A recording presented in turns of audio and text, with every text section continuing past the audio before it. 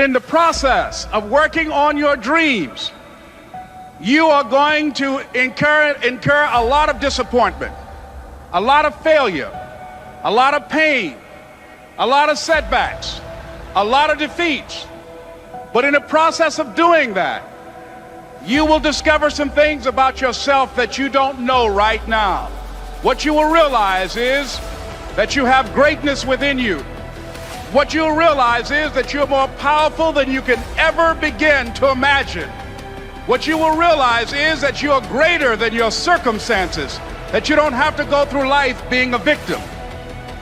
As Jack indicated, I was born in Miami, Florida, in an area called Liberty City, in an abandoned building on a hard linoleum floor with my twin brother. We were 6 weeks of age, we were adopted. When I was in 5th grade, I was identified as EMR, labeled educable, mentally retarded, put back from the 5th grade into the 4th grade, and stayed in that category until I got out of high school.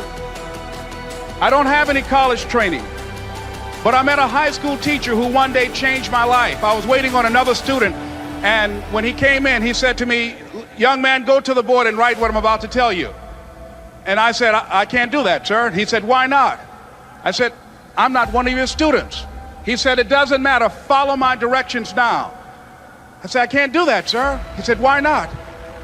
I said, "Because I'm educable, mentally retarded." And he came from behind his desk and he looked at me. He said, "Don't ever say that again. Someone's opinion of you does not have to become your reality."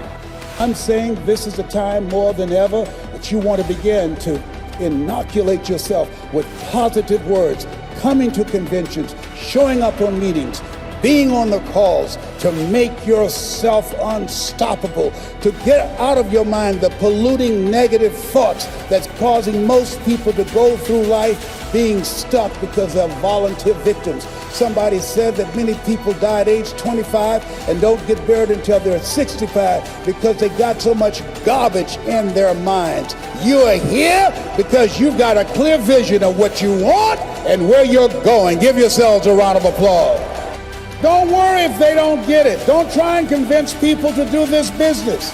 A person convinced against their will is of the same opinion still.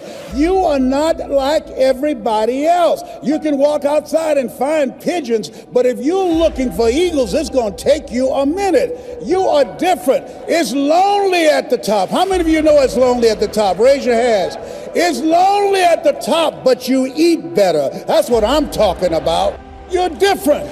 One great entrepreneur said, "I choose not to be a common man. It's my right to be uncommon if I can. I seek opportunity, not security. I do not wish to be a kept citizen, humbled and dulled by having the state look after me. I want to take the calculated risk, to dream and to build, to fail and to succeed. I refuse to live from hand to mouth. I prefer the challenges of life to the guaranteed existence, the thrill of fulfillment to the still calm of utopia. I will never cower before any master, nor bend to any threat. It's my heritage to stand erect, proud and unafraid, to face the world boldly and say, this I have done." You showed up because you're building a business that you can stand and say, "I did this. I did this.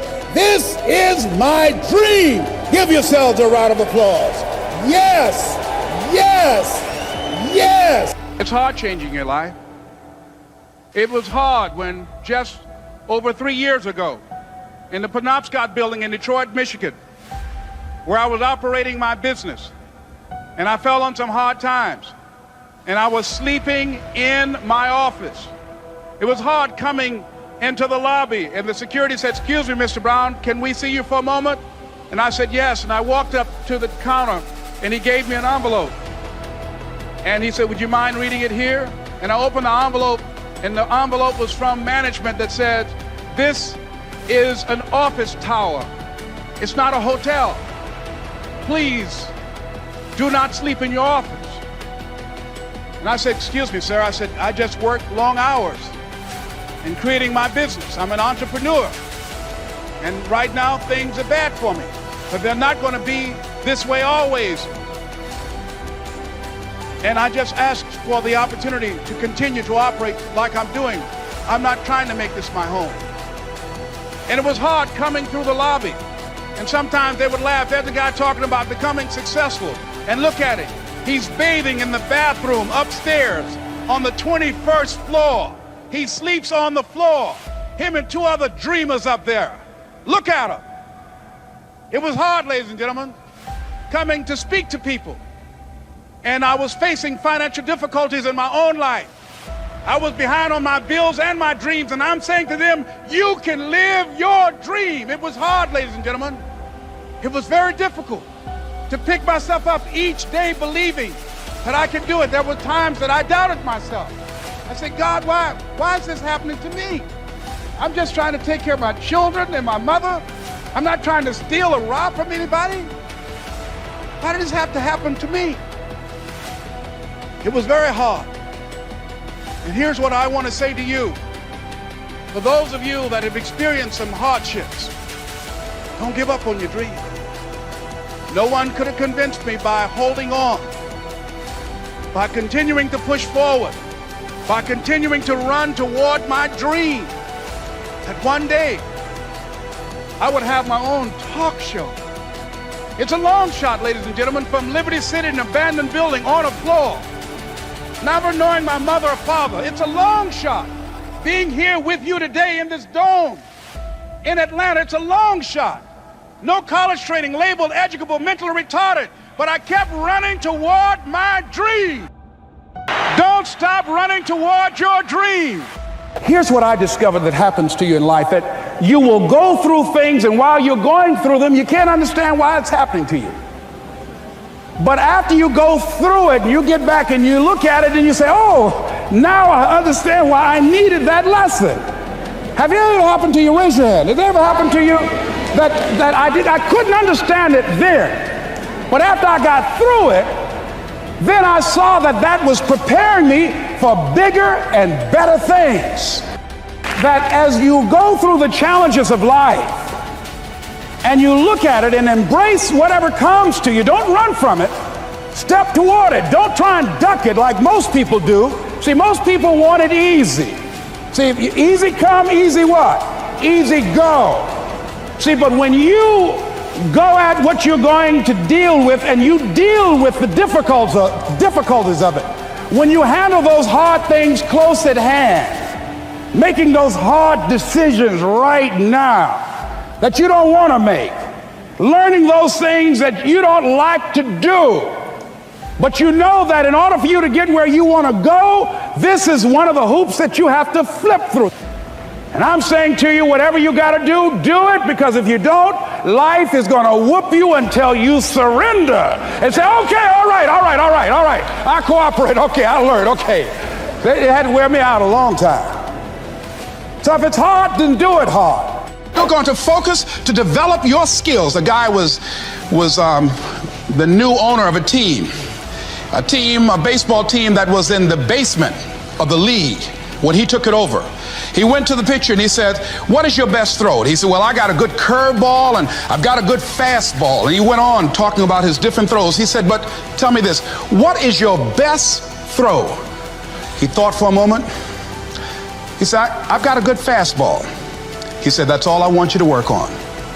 Nothing else. Just develop your fastball. The next year, they went to the World Series. Most people don't know where their fastball is.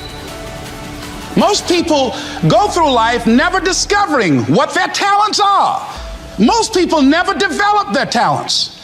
They have skills and abilities, but if you don't nurture them, if you don't develop them, they will never serve you. Your gifts can take you many places if you develop your gifts. Most of us don't like to do those things that come easy to us. I've always loved to talk to people. I decided, taking this advice, to develop my skills as a speaker. And my gift has developed and it's taken me many places.